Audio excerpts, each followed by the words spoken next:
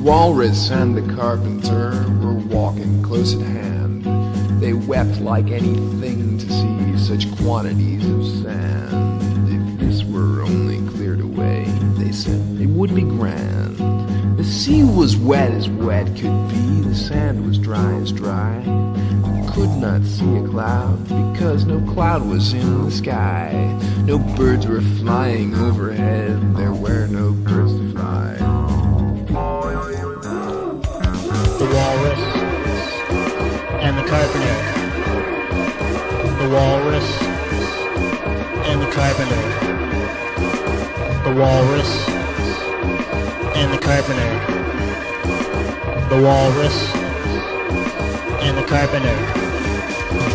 Oh, oysters, come and walk with us, the Walrus did beseech. A pleasant walk, a pleasant talk along the briny beach.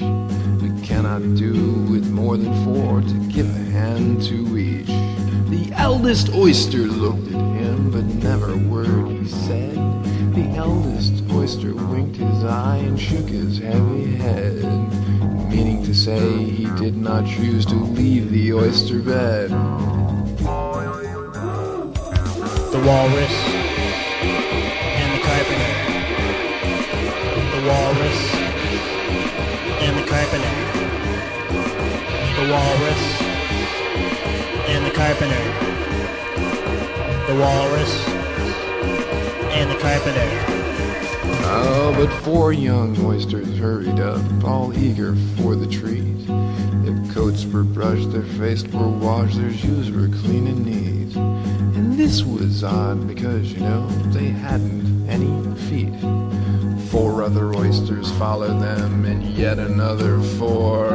And thick and fast they came at last, and more and more and more, all hopping through the frothy waves and scrambling to the shore. The Walrus and the Carpenter.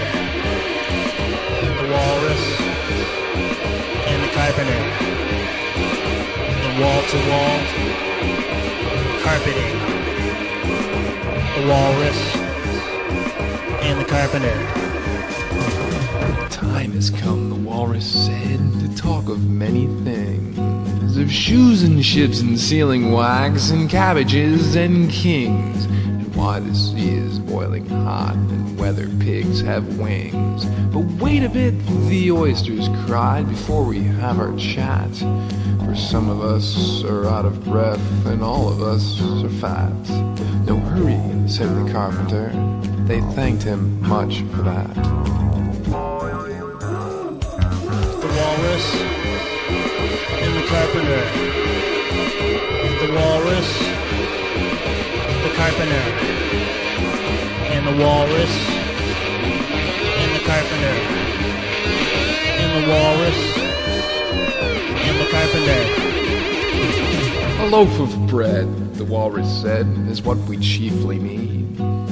Pepper and vinegar besides are very good indeed. Now if you're ready, oysters dear, we can begin to feed. But not on us, the oysters cried, turning a little blue. After such kindness, that would be a dismal thing to do. The night is fine, the Walrus said, do you admire the view? The Walrus, the Carpenter. And wall-to-wall carpeting. And the Walrus and the Carpenter.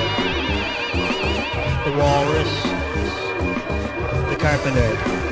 I weep for you, the Walrus said. I deeply sympathize. With sobs and tears he sorted out those of the largest size, holding his pocket handkerchief before his streaming eyes.